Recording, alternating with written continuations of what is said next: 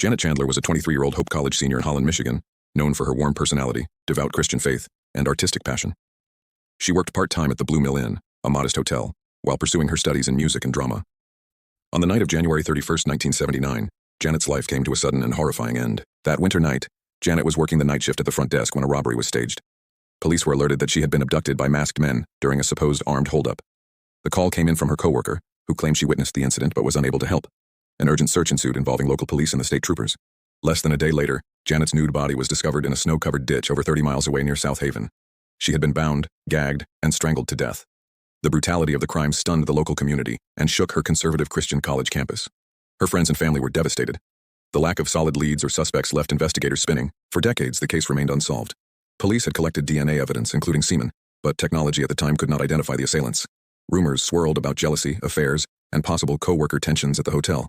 But nothing could be proven, and the case grew cold. In 2003, nearly 25 years after Janet's murder, a film professor at Hope College decided to create a student documentary on the cold case. The project began as an academic exploration, but quickly grew into something more. Interviews with former friends, co-workers, and townspeople revealed disturbing new details. The more they dug, the more inconsistencies and buried secrets surfaced. The Blue Mill Inn, it turned out, had been hosting security guards from a nearby chemical plant, Wackenhut Corporation, who were staying there long-term. The guards often partied and drank in their rooms, with hotel staff, including Janet, sometimes invited. According to testimony gathered during the documentary's production, Janet had dated one of the guards and was perceived by others as flirtatious. Jealousy and resentment brewed among the female staff, especially among those who felt she was getting too much male attention.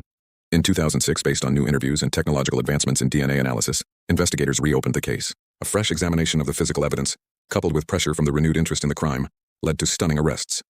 5 people were eventually charged in connection with the brutal rape and murder of Janet Chandler. The most shocking part was that some of them had been her co-workers at the Blue Mill Inn. The mastermind behind the crime was revealed to be 49-year-old Lori Swank, the night manager of the hotel at the time of the murder. According to confessions and witness statements, Lori Swank orchestrated the attack out of jealousy and hatred for Janet.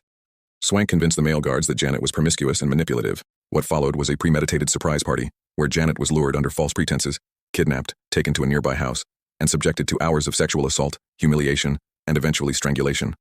Lori watched it happen, and later helped dispose of Janet's body. In 2007, Lori Swank pleaded guilty to second-degree murder and testified against the others. James Nelson, Robert Lynch, and Anthony Williams were convicted and sentenced to long prison terms. Another former security guard, Brian Paul, was also sentenced for his role in the crime.